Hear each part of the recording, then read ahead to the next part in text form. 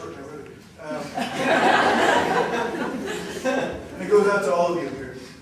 I was thinking about dedicating it to my 280 students, but I realized everything I do in my daily life I do for you. Consider this amongst them. Thank you. The final among many painful realizations. This is a prayer a caveman makes at dawn, kneeling beside his couch, set beside his love seat, beside an end table, which held a ripped red lampshade, a squeezed thin tube of hydrocortisone cream, half a glass of Budweiser, and a dull glass ashtray piled up with butts.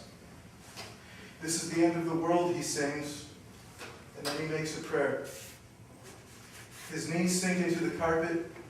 He holds his hands together and speaks for the rest of his oceanic clan. He keeps them in a hole dug below his refrigerator. To his coastal brothers and sisters, he loves you and eats on every memory he has left.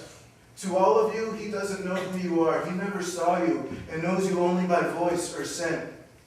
If you touch his shoulder, you will find yourself enwrapped and embraced. You will find yourself taken and sacked. You will find your limbs bound. You will find yourself dragged into a hole. And he will visit you. The caveman will visit you every day. He will howl from his mouth, speaking garbage you cannot understand. He will touch your hair. He will love you. You will hear him and you will know this. He will not know you. He will smell damp and fungal. He will love you. He will leave you. He will kneel beside his couch and make a prayer. The sun will rise and there will be another day. There once was a caveman flipping channels, half a Budweiser in his paw. He was clicking between news and scores, and he was fascinated with thumbs, the ignorant, hardest working digit of the hand, the single broad knuckle, the flat, thick nail like a skull, the moons creased into his belly, the hardness, the humility, the great tool of anatomy. My man worshipped his thumbs. He flipped through television channels. The Irish were down a field goal. The Indians made a deal with the Yankees. The Senate. Hurricane storms approaching the Caribbean. Zach Morris, in an attempt to hook some jailbait, says something funny and cues laughter. 2 UN workers dead in a marketplace bombing. The first Asian American NFL assistant fired. A taut 24-year-old social studies teacher scores her student, has his baby, and goes to jail. Oprah. Some state official drunk while driving. The West Coast offense. New tanks modified for urban combat. Zach Morris hooks some jailbait, and in the afterglow says something funny and cues swoons. When you enter through the door, you will find a caveman. You will touch his shoulder, and he will love you. He will tie your hands to your waist. He will stuff cotton into your mouth until you're speechless. He will touch your thigh. He will touch your hair. He will love you. You will know this. He will drag you by the ankles and send you into the hole with every other brother and sister he's lowered before you. I make this prayer for family. I make this prayer for brotherhood and friendship. A prayer for touch. The calloused lover's touch, the touch of a friend's foot ripped through my blue jeans. The cold, fishy touch of an old lover that traces forever across my stomach. The touch of a friend. This is a prayer for a friend.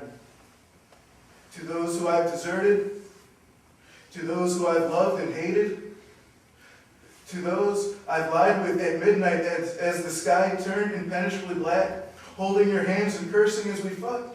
Your thumbs were crooked as spoons, and you all smelled like deodorant. You all tasted plush.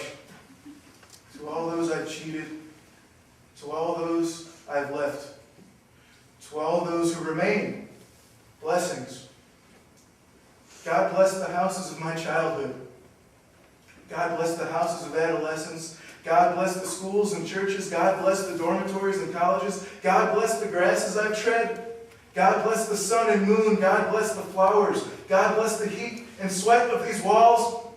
God bless this apartment, this couch beside me. God bless all that is still yet to come. God bless you all. This is for all of you. I kneel. I make a prayer for forgiveness. God bless the hulking black cockroach that crawls out from below my carpet and shrinks away into a crooked joist. Please forgive me. There is now a husky, balding man in a fat gray business suit. I met him in line waiting for hot food. His hands and feet are tied together. He is placed in the hole. He begs me, he begs me, he begs me. I visit him every day. I crawl down and speak garbage to him. I touch his hair. I love him. He knows. You all know. You all are in the hole together. You all have felt me. You all have watched me open your mouths and probe a finger down your throats. You have heard my voice. You have let me love and feel you. There once was a caveman in a prehistoric war. He was captured, held upside down, and shouted, "Murder! Murder!" across the plains as his eyes were spooned from his head. He was placed in a hole, covered with a boulder. In time, his ears withered away with virus. His teeth fell out one by one and looked like dry, bony apostrophes. And here he has finally made it to California and television and reasonably priced American beer and American women in short pants and t-shirts that wrote "Hi," something not available in the late Paleolithic. And internet dating sites and microwave ovens, electric light. There once was a caveman and he finally made it here to you. And we make this prayer together, kneeling beside my couch. A prayer for family, for touch, love, friendship, and for the end of the world. This is the end of the world, we say to ourselves. And if this is family, who is who? We don't know.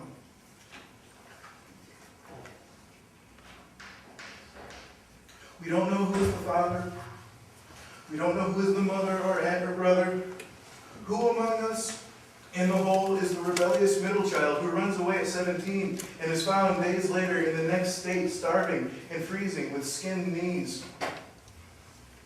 Who is the bookish, saccharine youngest daughter with pigtails and ripe cheeks? Who is the outcast? Who is the jock? Who is the mistress who slips into our house by moonlight and leaves our father aching, breathless, and full of warmth? Which of us in the hole is the adopted one, the oddly complicated one who, in our family portraits, is always standing outside with his hands gripped behind his back, straight-faced? Which of us is the drowsy uncle who leaves us the tacky, musty smell of cigarettes and mixers? Who is the cheerleader? Who is the tattletale?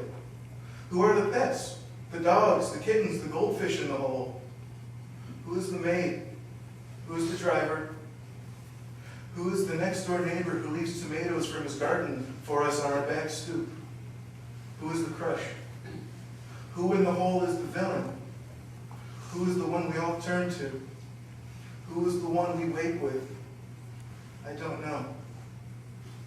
I kneel beside my couch and ask for blessings. God bless all of you.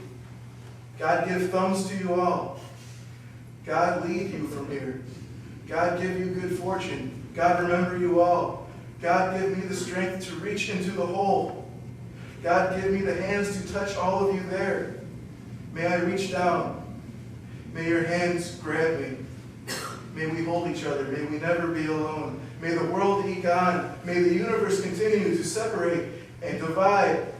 May the light of the sun continue to slip across the oceans and the valleys, and may we hold each other. And forever, may this moment keep us. Thank you.